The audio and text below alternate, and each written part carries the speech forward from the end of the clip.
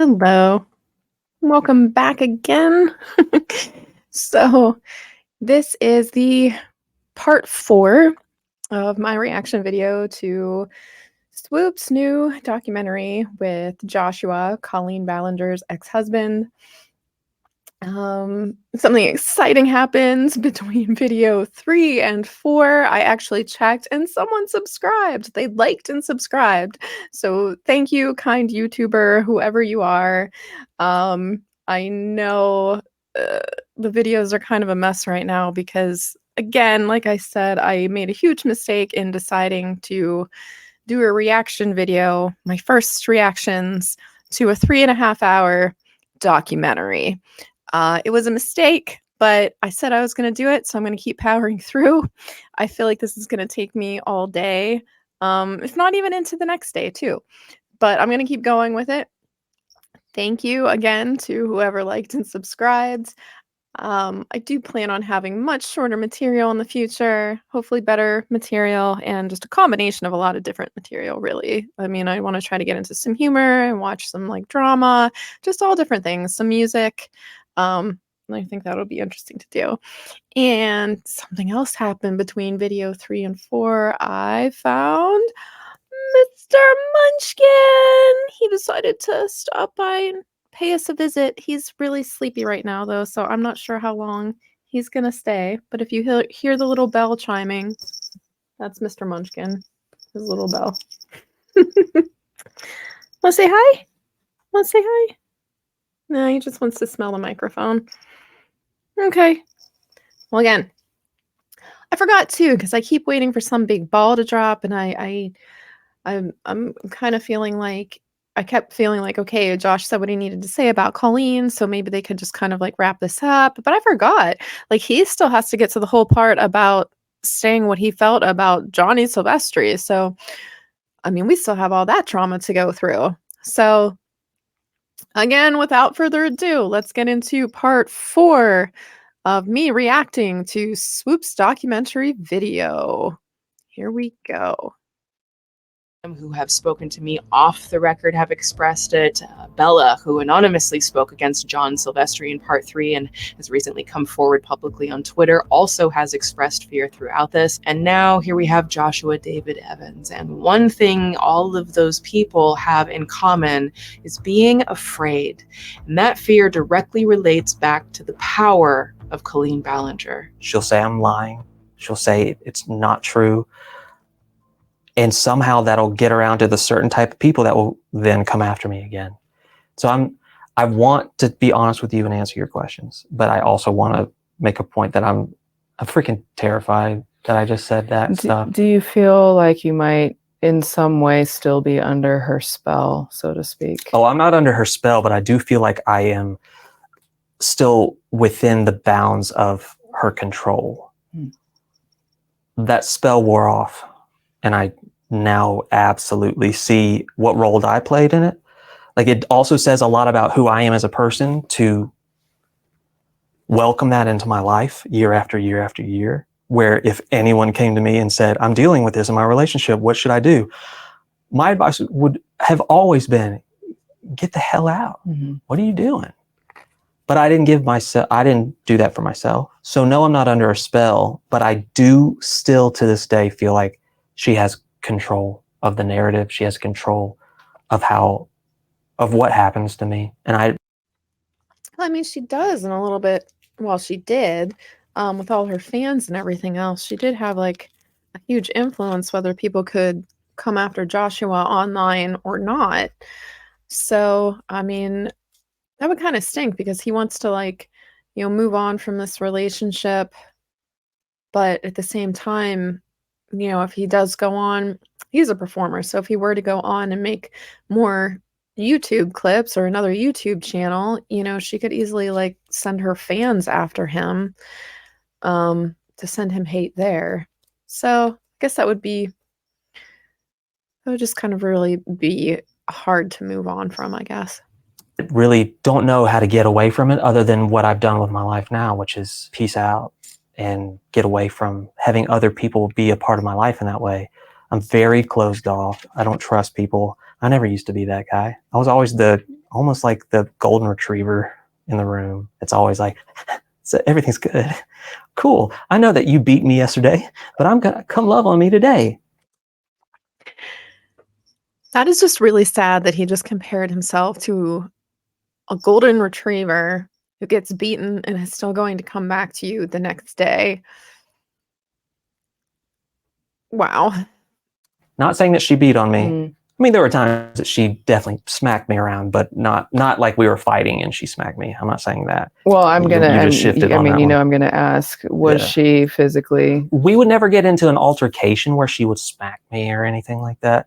But playfully, she would roughhouse with me. It was more consistent than I wanted to believe, because people were like, people screenshot and like make compilation videos, and they're like, well, look at all the times that she's done this.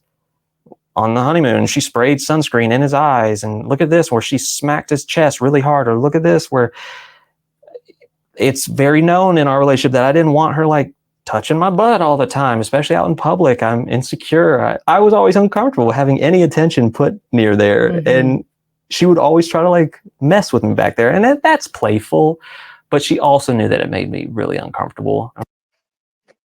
So again, like, imagine the roles were reversed and he was a guy who was with a woman, and they're in public all the time, and she's like, I don't like when you like grab my butt in public all the time, and he just continues to do it anyway, like grabbing her butt in public, like it's cute and it's playful. And when she says like, I just don't like it, I don't like you drawing attention to my butt when we're in public areas, and he just completely disregards her and continues to do it. And like, no one would think that was okay.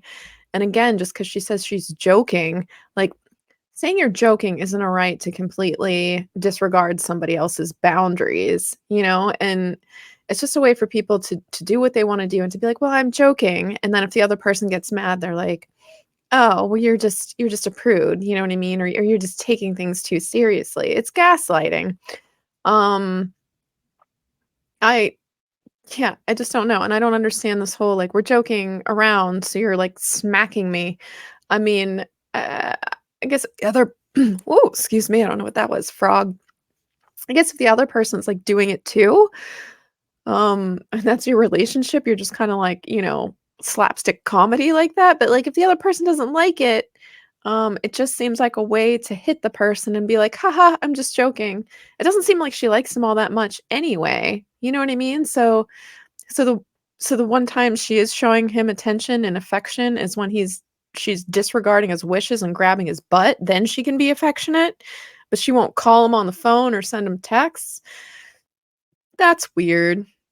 Did you ever express to her that it made you uncomfortable? Trust me. Oh yeah, about like the butt thing. Sure, yeah. And she would still continue to do There's it. even a vlog where she does it, and then you can see that I'm not happy, and I walk away, and she's still filming, and then she says, he doesn't like it when I do that, but I'm being a brat and I keep doing it. So she acknowledges. It doesn't matter you being a man. That's not a factor. If you set a boundary about where someone can touch your body or how they can be in your personal space, I can see you just, you crossed. Sorry. Everything is crossed on your body. I just don't want it to, I think she's got so much on her plate. I don't want to add another thing.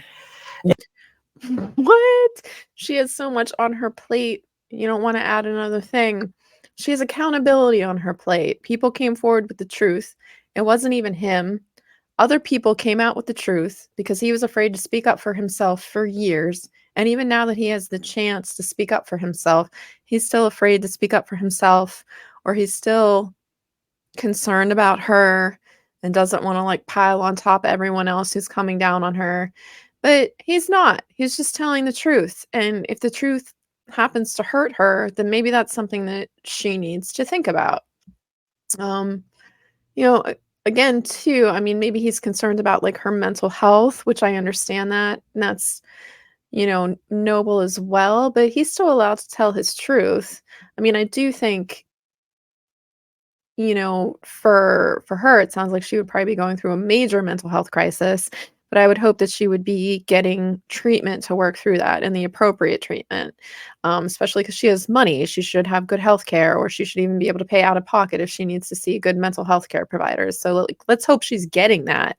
And she needs to worry about herself, and he needs to worry about himself. Like, apparently he's been sitting on a lot of stuff for years. He needs to let it out. He needs to stand up for himself. Let me stop you for a second when you say that. It's not your responsibility to feel like you're adding something to someone else's plate when you're telling your story. So if this is your story, if this is your truth, you are a whole human being, just like she's a whole human being. We all are. And if these are things that you have felt and that you haven't expressed, or you haven't felt like you were able to, you are entitled to. I never looked at it like it was some problem, because we had far deeper problems than that. I think maybe if we didn't have those other problems, I would be like, why do you smack me all the time? But I never viewed it that way. But if I think about my relationship, my wonderful, amazing marriage that I'm in now, we don't do that. Mm-hmm. It's kind of sad too. Like, if you think about it, like, we had such bigger problems that this person, like, just like joking around and slapping me all the time and grabbing my ass, like, wasn't even the biggest issue. Like, it was a non-issue, because all the other issues were just so big that you grabbing my butt all the time, even though I don't want you to, isn't a big deal. It's like, it's just demeaning, to be out in public and then grab somebody's butt. Like, what? You're basically just signaling to other people, like, look what I have. Look what I can do. I own this person. Ugh, that's just gross. When I think of it that way, then it's like, oh, well, you don't have to do that. Yeah. You don't have to be a part of that. Mm-hmm. There are normal relationships where you have consent and you respect each other. Do you hear what I just said? There are normal relationships where you have consent.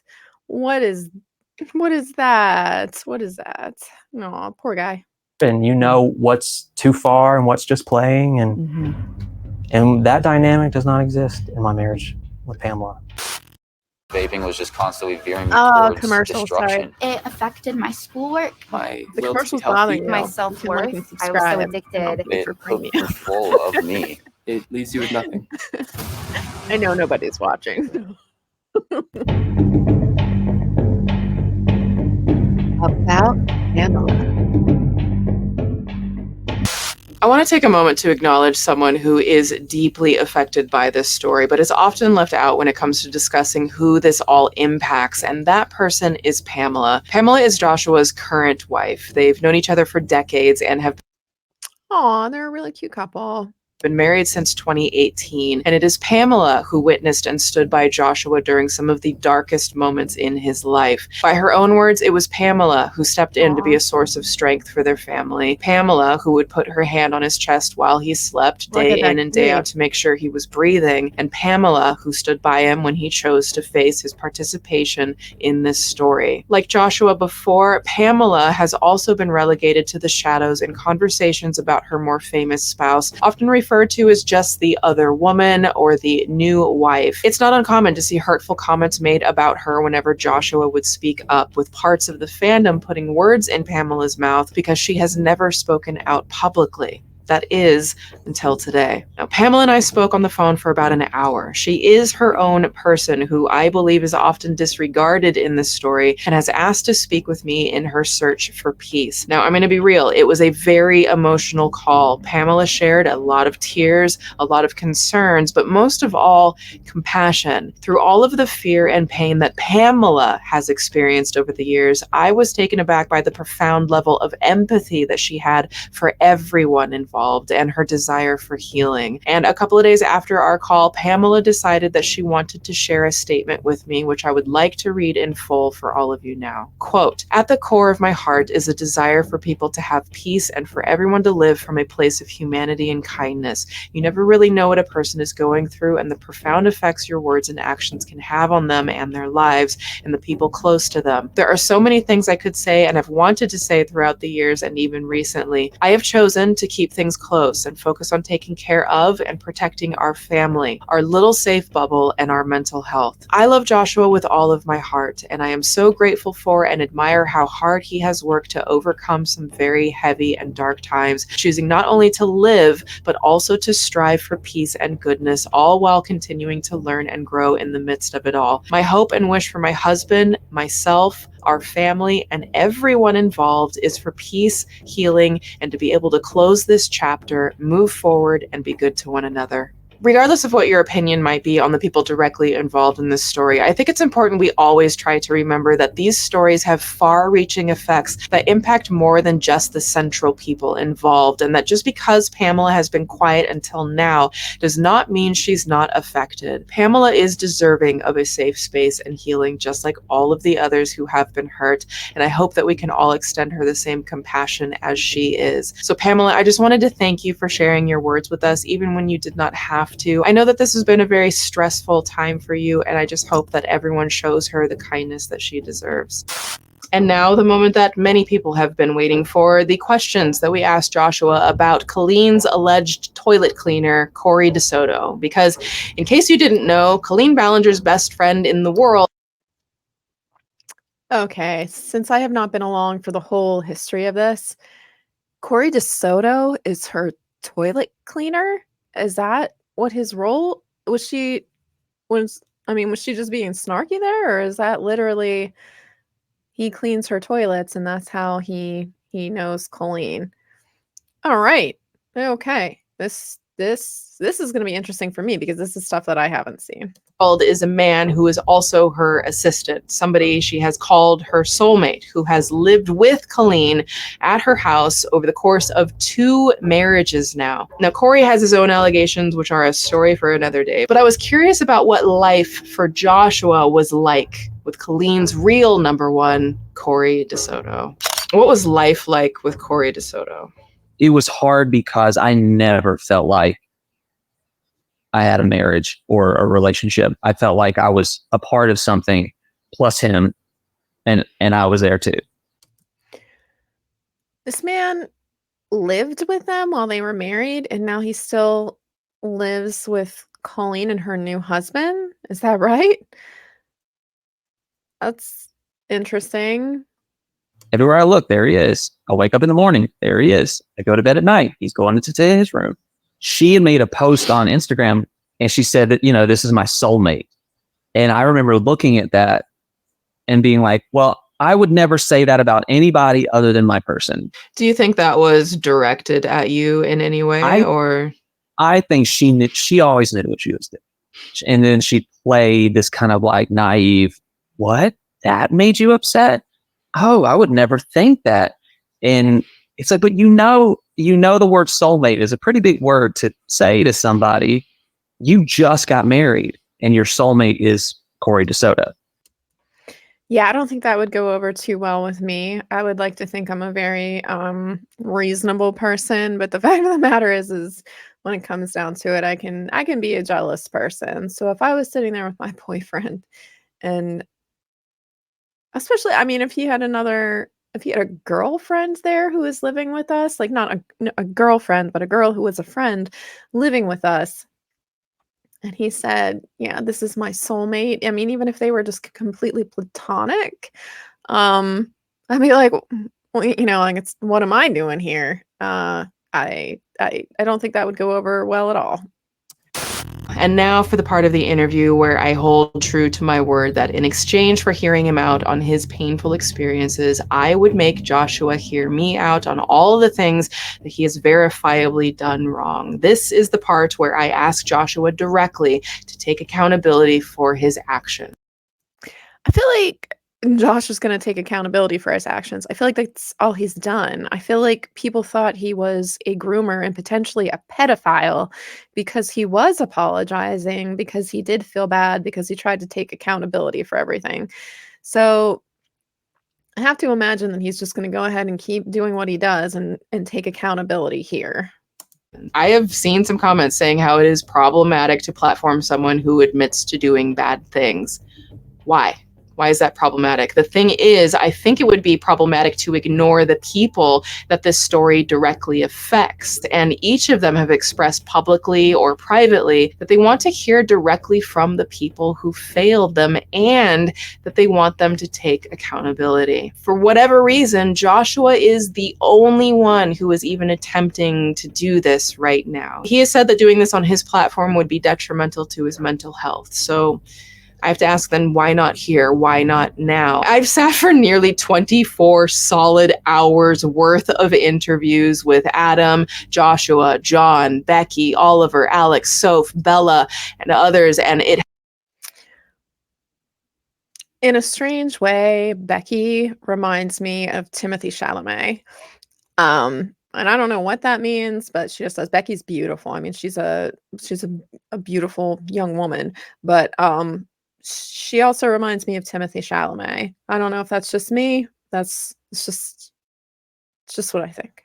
has been insightful, and also, I mean, it's been exhausting. This has been a long process for a lot of people, but this isn't for me. This is for every person affected in this story who deserves to hear it straight. These people failed them, and this is what accountability could look like if we're open to it. So you be the judge. Okay, so this isn't going to be fun. You know, my team and I have been obviously digging into everything about this story, and I want to hear it.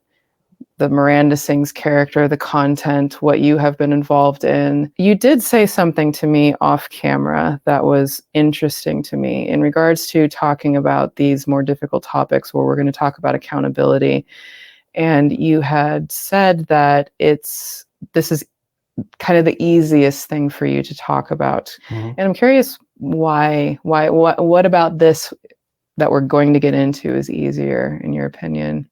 I didn't know if I was going to talk about this, but the way you phrased the question, I'm just trying to be as transparent as I can. And the one thing popped in my head. I was for a very long time after all this happened, to the point where I had a handwritten will in my pocket for Pamela, my wife. I was very much at peace with the idea, that's a weird way to say it, that if I go, I go. The reason why I say that is because when you're there and you have given up everything that comes along with that, when you decide, no, I'm going to get up, I'm going to choose something else. When you truly make that choice, you also have to make the choice of, if I'm going to do this, I'm going to face myself.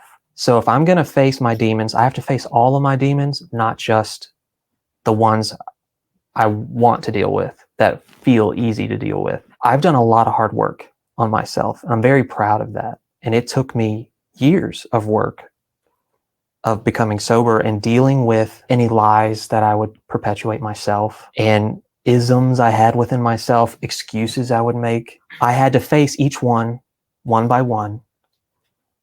And before I decided to live, I wasn't going to do that. I wasn't ready to do that. I didn't want to do that. I wanted out. I just wanted out. I was tortured when I was awake. I was tortured when I was asleep. I had no escape of the kind of thoughts that were always in my head after all of this happened. So there are things that I am responsible for and took part in, that I needed to say to myself, you did that. You could have stopped it. You could have not done it. You could have said no. You could have just walked away, and you didn't. So if you're going to continue on, let's be the best version that you can be. And the only way that happens is if I do the work to do it. So when I say it's easy for me to talk about, I don't mean like it's nothing and it holds no weight. It's more that I've been through this thought process. I have exposed the worst parts of myself to the people I care about the most. I've already gone through the guilt and facing it and pointing fingers at myself every single day and hating myself to my core. So if we need to talk about things, let's talk about them. Wow. You know, maybe this will actually be like a true interview about how accountability, how people are supposed to take accountability, you know, because I mean, that's that's what you have to do. And it's not something that happens overnight. It's like you said, it takes like years because you have to examine, the good and the bad and all the things that you did. And hopefully he had a good therapist to help him through it. I'm not saying anything about his therapist that he had with Colleen when they were married, but I don't know about that situation. Hopefully he had some good mental health support for this situation. Well, apparently he did because it looks like he came out the other side, which is good. I think that there are a lot of people, could say thousands, hundreds of thousands, who think that this is a long time coming. Sure.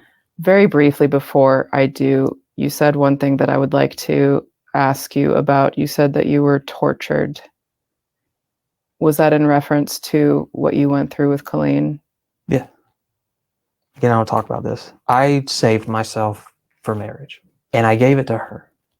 So this wasn't just, hey, this public relationship that was benefiting you crashed and burned.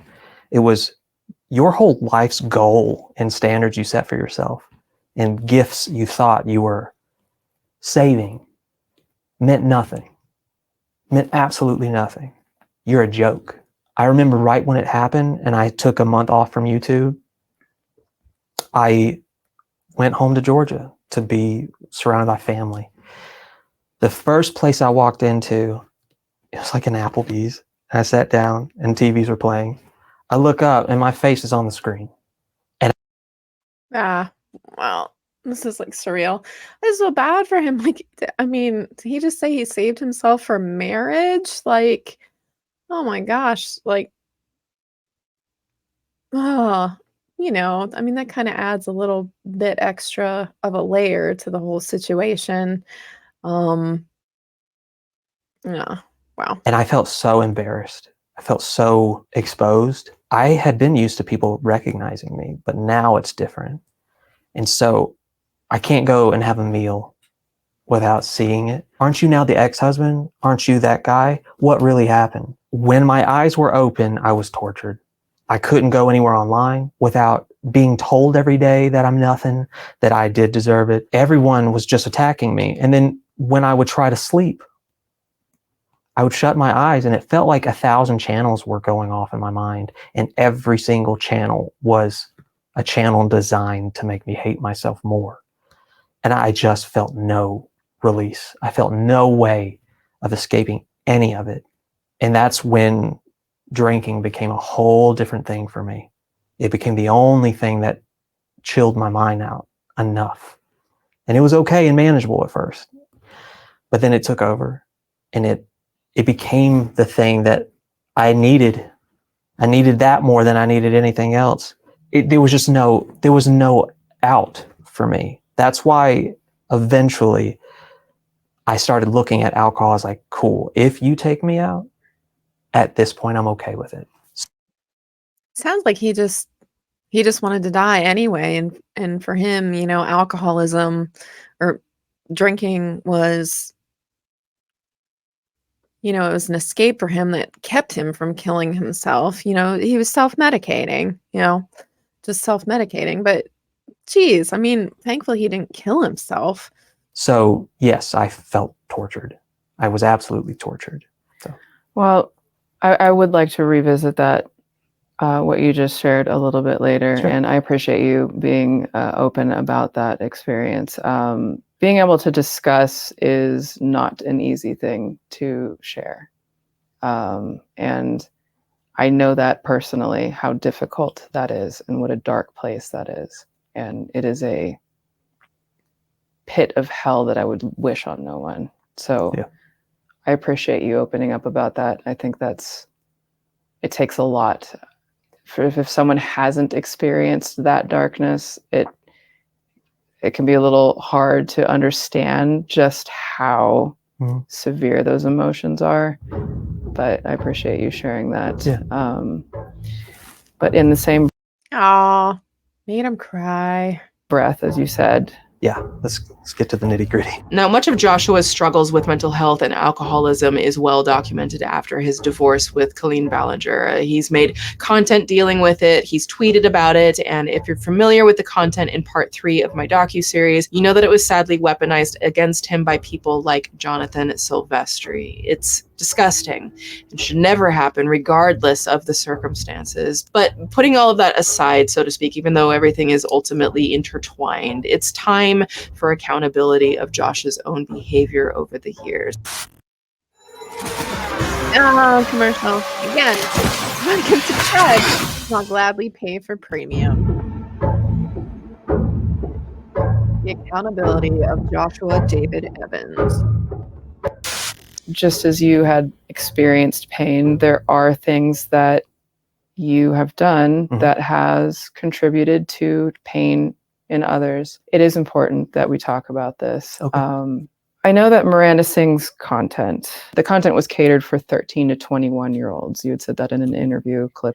Was it? Like, that amazes me. Just looking back on some of the clips that are coming out now, like 13 to 21, that's quite a range. You know what I mean? Who comes up with like a 13 to 21-year-old range? Because you're talking about kids who are still in high school. You're not even a freshman, I don't think, at that point at 13.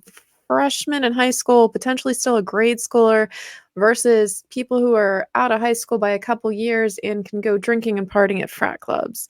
And that was her audience. Quite the range That we found. And the fact of the matter is the content was inappropriate.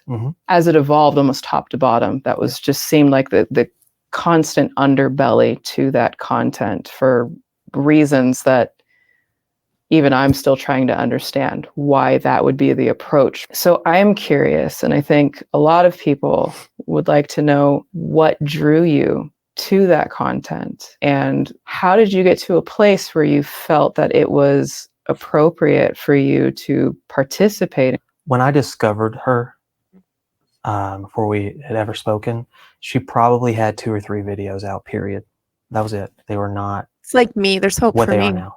And I was very intrigued with what kind of mind would create this.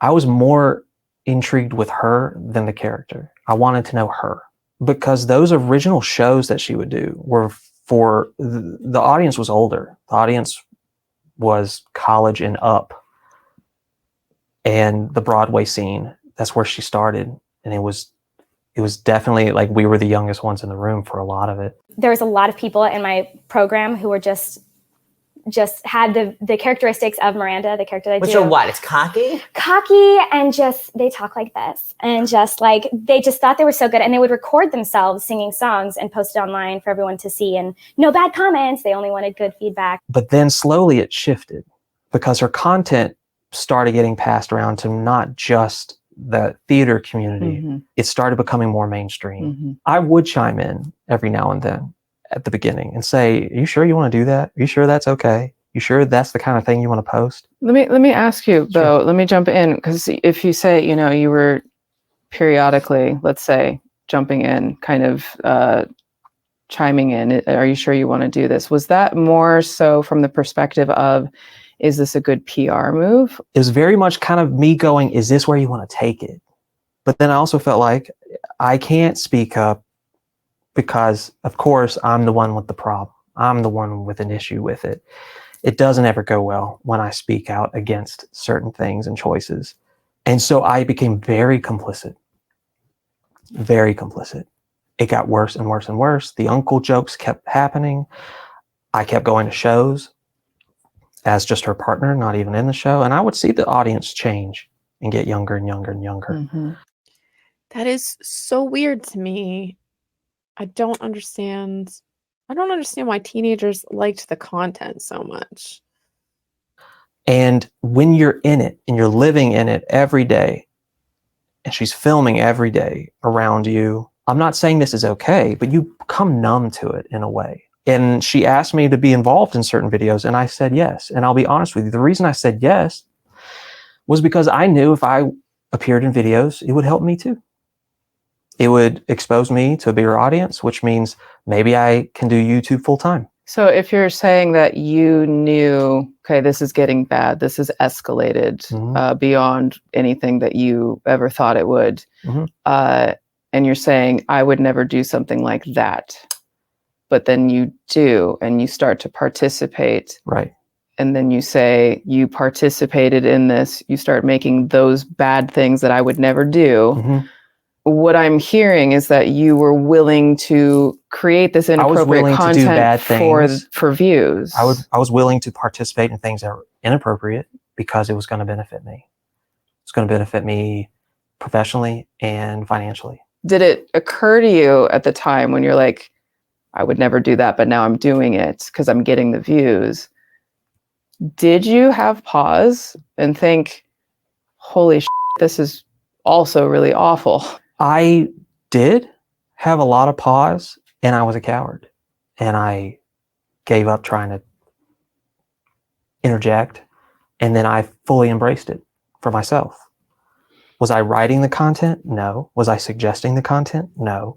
Was I in it, participating, adding to it? Absolutely. Yes. Because again, at the time, you're surrounded with it. It is unfortunately very normalized. Things that you think you will never do or be a part of becomes very normal when everyone's cheering, everyone's clapping, everyone's laughing. The views are getting bigger. The shows are getting bigger. And these jokes are killing it. You become desensitized to a point where like, well, maybe it's not that bad. But when you get out of it, when you're not in that dynamic anymore, when I was removed, I didn't remove myself.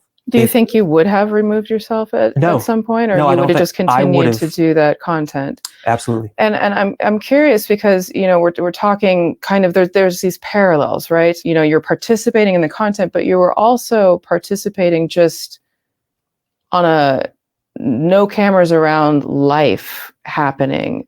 And you were in these tiny chats and the group chats, you know, running around town. I'm not sure if you saw, but Adam just did a live stream today of a video that was sent to him, and it's on a fan's channel.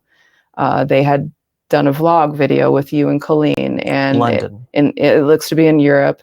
And you and Colleen are hanging out with these two in a hotel room for quite a period of time, and you're.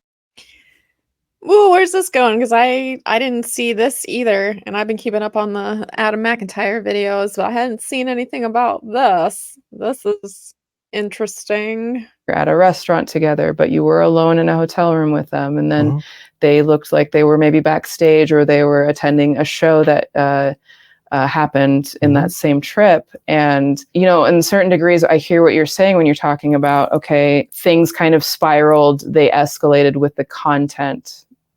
But the content has a stop and a start, you know, start and a stop button when you're recording, and you go through the edit process, you put it out there. So that's one area that's problematic, you know, at best. But then when we look at, you're actually physically living life, taking the photos and the video that we saw, you know, you're sitting on the couch kind of squeezed up next who quite literally says, this is uncomfortable or this is awkward. What is this? I haven't seen this. I'm going to have to go watch Adam McIntyre's video after this. This sounds weird. You can hopefully understand why there's so much confusion and hurt and anger and question about not just how do you get to a place where you're willing to make this content for views and to exploit for clicks and likes and sponsors and all of that, but also carry it into real life. How do you go from, I would never do that, to now I'm doing that in content, to, oh, now I'm squeezing up next to on a sofa who says this is uncomfortable? First, I'll say none of it's right. None of it's okay. I remember early on in those stages, she had a tight clique, an original clique called the Cookies, I believe they were called. She would have these tiny chat conversations. There'd be plenty of times that I'd be like, oh, cool, I'll hop in, and I'd hop in. It felt innocent at the time. And then it just kept progressing. I normalized it in my head, and I said, well, this is not, I didn't start this. I'm just in the background. And I made excuses. Not that it's okay, but it didn't feel like the topics were inappropriate, even though the situation was inappropriate. I remember Colleen saying, they're going to meet us at this place. We're going to have, it's a chicken place. How did you know to have this meeting even scheduled? They were part of the original fan group, the Cookies, I believe. And if I'm not saying the right name of the group, it was that original Cookies, yes. Yeah, when she had shows in Europe. I mean, it's just like, are we seriously like Colleen's Cookies, Colleen's Weenies? Like, it sounds so juvenile to be talking about it. And these are like 30-year-old people, I think around that time they were like 30. That's so weird. Europe, they made plans to meet up. I didn't make that plan. I was there with her and absolutely participated. I absolutely never said you shouldn't do this. I, again, in my mind, had normalized that this was okay because it's out in public. I know but you were in a hotel room. No, with right. These, yeah. No, right. I mean, I do have to kind of interject a little bit though, because I think it's a little more than it wasn't weird. I think it was extremely weird and very concerning. And how do you go from like, oh, I've got these fans that I'm getting this attention from, and I'm getting the clicks and likes, and this feels so good, to let's meet up with them, to let's go to our hotel room. How does that happen and still have the rationale of thinking, oh, this is no big deal? Who are these people that they met up with? I mean, I'm assuming they're minors. They're not showing their faces. They're not saying who they are. Because I hadn't heard about this. This is the first time I'm hearing about this one. So as adults, they met up with two girls, him and Colleen. Sorry, I keep thinking I'm thinking I'm saying her name right, Colleen. I keep trying to say it the right way. But so they meet up with two girls and somehow they end up in a hotel room together. I mean, pretty much every single guy friend I know would just be like, hell no to that situation. They just would never even put themselves in that situation. Even if I was like, oh, come on, I just want to go meet these two girls, come along with me, and then we ended up in a hotel room. Like any man I've ever dated who I would like to think has a lick of sense would just say no. Like this just is not a good look. I guess because none of it's right. I'm not saying it's right. If it was an awkward picture taken and I thought it was funny, it's not funny. It's wrong. What I remember from that time was we're going to go and meet them and have lunch. And that was all that was told to me. Then in the middle of that... Who was telling you this? Colleen? Yeah. Okay. And then that progressed to, hey, do you guys just want to come back to the hotel? Or it wasn't a hotel, it was a flat. Is there much of a difference? Probably in not. your opinion? Probably not. In me not saying, Colleen, we can't have them come in here. We can't do that. You have to tell them to go. I didn't say that. I didn't do that. Looking back on it, I would say, what the hell were you doing?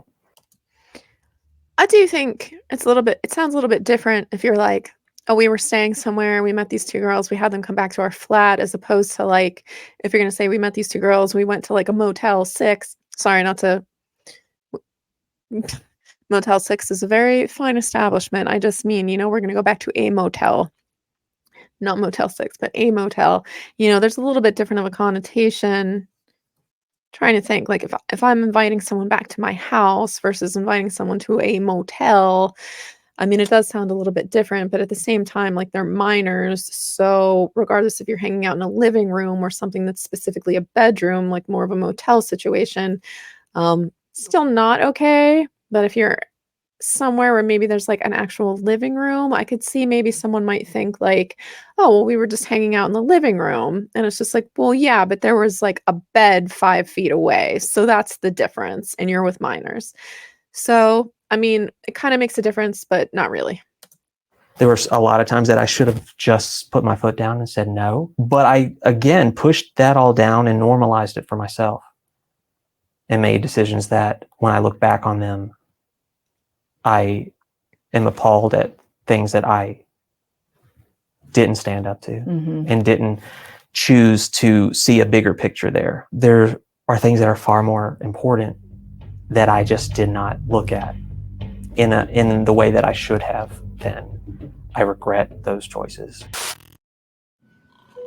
Oh, another commercial. Let's Oh, play. I can Let's play. Arcade is open. Last chance to get Another $50 one. off NFL Sunday 3, ticket. Add 2, it today and watch 1. out-of-market Sunday. Booyah! Timing. A tiny chat about tiny chat. You mentioned the tiny Colleen's cookies, Colleen's weenies, and now tiny chat. chats. Mhm. In For a bunch of content creators and people who write for a living, I mean, you couldn't come up with some better names? in my interview with Johnny, he mentioned that you and Colleen and I believe maybe even Corey would spend 4 to 5 days a week, 2 to 3 hours a day in these tiny chats. I would not put myself in the same grouping as the amount of times he's saying. They were doing tiny chats with or without us being a part of it. They meaning They being that little crew of fans. Okay. It was very known that a group of them would hop on and do this a lot. And they would tweet to us all the time, hop on, we're chatting, we're talking about you, hop on, you would be so cool if you hopped on for 5 minutes. It was just constant. So I always knew when they were on because they would let me know that they were on. The amount of times I was a part of it compared to how Colleen was, because Colleen was the initially the first one to be involved in that. It's a vast ratio. Yes, I was in it, absolutely. But was I doing it as consistently as I saw her doing it? No. Well, how often were you doing it?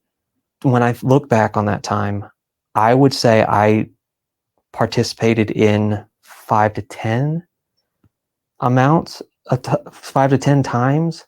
Like in total? In total. Through the whole... Yeah, it was not I'm hopping on every day with them. I knew they were on every day. And if you're saying 5 to 10 times, for how long? For a span of like a year that I knew they were doing it. It's a weird place to be in. At the time, it was like the right thing to do is to interact with those people, to encourage them to watch more of your stuff, hope that they would share it with their friends, and that you would slowly build a fan base. Meet and greets were always huge. Giveaways were always huge. One of the things that Johnny had brought to my attention was, and he said this, I believe, publicly as well, that there was an instance of you turning off your camera and that you had changed your name to Johnny and then kind of appeared as a surprise towards the end of the chat. What's the story there?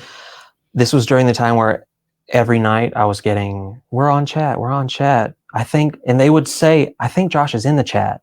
He's in the chat. I wasn't on the chat. And it was just constant. When I hear, oh, it happened every night, it did, but not with me in it. It got to be a thing where, is Josh in the chat or is Josh not in the chat? It's like a really weird thing that seems to follow him. Like with this little tiny chat, they were like, oh, is Josh here? Isn't he here? Hey, Josh, if you're here, do a sign. And then that's exactly what happens, apparently, I guess, after he got a divorce from Colleen and was going into different chats again. They were like, oh, we think Josh is here. If you're here, Josh, like give a sign and stuff. Like, that's just strange. There's like, I mean, well, I'm not famous or anything. I'm a nobody, but like I've never been a part of a chat or anything where people have been like, oh, we think she's here. We think she's here. Give a sign if you're here. No one gives a shit if I'm there. Like, I mean, I get why they care, but this is weird to me. I can't tell. This person sounds like Josh. And I made a terrible mistake that I look back on and I think is creepy as hell that I did it. I thought I'm going to go on, but I'm not going to say I'm on because I want to see what they'd say. I want to see what they say when they don't think I'm there. lighthearted, not like, oh, I'm going to catch him. If I add to the chat, but I don't say it's me, what are they going to say? And I made the stupid decision of alluding that I was Johnny. And then eventually was like, oh, it's not Johnny, it's me. Got you. And at the time, You say alluding. Did you specifically change your name to say Johnny? I don't remember, but I absolutely know that I made it seem like it was him, but not in a way of like giving personal details about him or saying like opinions. Well, you understand how it comes across though, right? Yeah. Where people, hear that you were, at least in this instance, maybe there were other times that you did this where you're essentially eavesdropping in a chat. Mm-hmm. It's On a minor's chat, like, so essentially he was pretending to be another minor in a minor's chat to see what they were saying. Like, I mean, I'll just be honest. I mean, I could give a shit what a bunch of teenagers want to say about me. I mean, chances are they're going to be making fun of me. And honestly, if you're kind of being a productive adult, teenagers are going to make fun of you, because you're just different now. You're an adult. And, if you're doing things right, they probably are going to make fun of you. I don't know why you would care though. Like if if I was walking down the street and some teenagers started like heckling me or something like that, like I just don't really think I would care. Like it's not gonna wreck me. I'm not gonna be like, what are they saying? What are they saying about me? I could give a shit. Like they're just not, they're not your peers. They're young kids. That's what they do. Like they heckle people. They make fun of people. It's just strange to me because I don't understand like this mentality. These people are in their 30s. Like draw some lines. That phase of your life is over. weird and it's gross. And I mean, I think a lot of people would. I love how he uses gross. He's always just like, it's gross. I have to say that I do that too. Not a lot of people do. And now that I see him doing it, I think it's funny and I'm going to keep doing it. It's gross. It's just gross. Yep. Say it's beyond weird even to just trying to understand why that's something that you would want to do with your time without them knowing. Sure. A lot of that is absolutely true, what you're saying. It didn't feel like that at the time. Because I think that the challenge that people have, even if they want to wrap their brains around like, just the tiny chats of it all, but even you saying that these are people that I knew, that I interacted with, we tweets, the chats, all of, you're having all of these interactions. I hear what you're saying when you're talking about there was an era of YouTube, and I don't know, maybe if it's still something that happens now, but where creators were interacting with fans and that was what you do, and the surprise meetups and all that kind of thing. But there's a lot of lines that are being crossed there. Yeah, absolutely. In retrospect, that makes perfect sense to me. I don't really understand what else he's supposed to say here. He's basically, and that's the thing, like what's going to make people feel better about this? I don't think anyone's ever really going to feel better about it because it was wrong and he did something that was wrong. But all he can really do is say, yes, it was wrong and I did it. And he's kind of trying to explain why that he did it. But it's like, what else do we need from him in order to just kind of be like, okay? I mean, we don't have to be okay with it, but I don't really understand what else he can say here because he's like, I did it. I knew it was wrong. Like, I don't really understand what people expect in those situations where you're like, I did it and it was wrong. And sometimes you can't give someone a further explanation than that. You're like, it was just a bad moment and I just did something really stupid. And if I could, I would take it back, but I can't.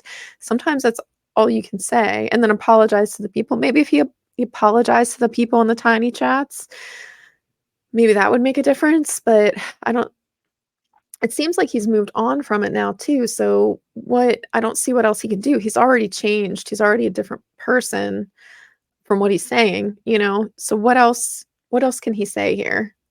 I don't know. I wouldn't disagree with anything you're saying. And I hate saying it like this, but it was so normalized. And I'm not saying normalized is okay. I'm saying that as this kind of slowly took off and YouTube was becoming bigger and bigger as a thing that people could do for a living, you start to interact with anyone that interacts with your stuff. And you just think this is how you do it. You interact, you build your fan base. They get to know you, you get to know them. I was never seeking it out originally. I was never like, ooh, y'all come over here and let's talk. Let's have a private thing. It was, hey, this is happening. Josh, come over here. Josh, are you online? Josh, if you're online, hop in the chat for a few minutes. I just got back from running errands. Sure, I can hop on. I'm on my laptop anyway, probably editing something or doing something else. Sure, I'll hop on. But again, 39-year-old me now would not do that. I would certainly hope not after all of everything that's happened. I just mean, like, regardless of YouTube and exposure and what people are saying, just me as a human being, I would not choose to do those things. And I wish I could have said that back then. You know, it was wrong. It's my Okay, well, that right there is a good time to take a break and for me to upload this. Oh, let me switch screens here. Getting better at this. Oh, hey, look at that. I'll spare you the commercial. But again, like and subscribe, and I will happily go ahead and pay for that premium. Sorry, I'm getting all casual now. I'm shifting around on, I'm not even sitting in a chair. This is just a stool. This is just kind of like the best setup that I could get going at the time. So yeah, I'm just sitting in a stool. I mean, it's a 3.5 hour documentary, and I'm adding more to it every time I talk. So I'm just shifting around in my stool here because I'm starting to get really uncomfortable. So I'm starting to get a little more relaxed. But yeah, this is a good time to stop, take a break. Again, he's admitting that he's been wrong about things. It's good to call him out. I don't really know that any more is going to come of it other than him I think he's just going to repeatedly continue to say, you're right, I was wrong. I can't even explain why I did it. I mean, he's trying to explain why he did it, but nothing's going to make it better. So I don't really know what's going to continue to happen from this point on. Still waiting for him to get to his feelings on the whole Johnny situation. So I think that's, going to be quite interesting. But all right, we're going to go ahead and take a break here. I'm going to check and see if I have any more subscribers, or maybe I already lost the one subscriber that I did have. Who knows? It's going to be a surprise. So I'm going to go upload this. Again, this is part 4. So I'm going to take a break. I'm going to watch this commercial so you guys don't have to. And then we'll go ahead and continue with the documentary. Part 5 of this Swoop documentary. Swoop. You know what that means if you're a fan of hers. Okay, be back.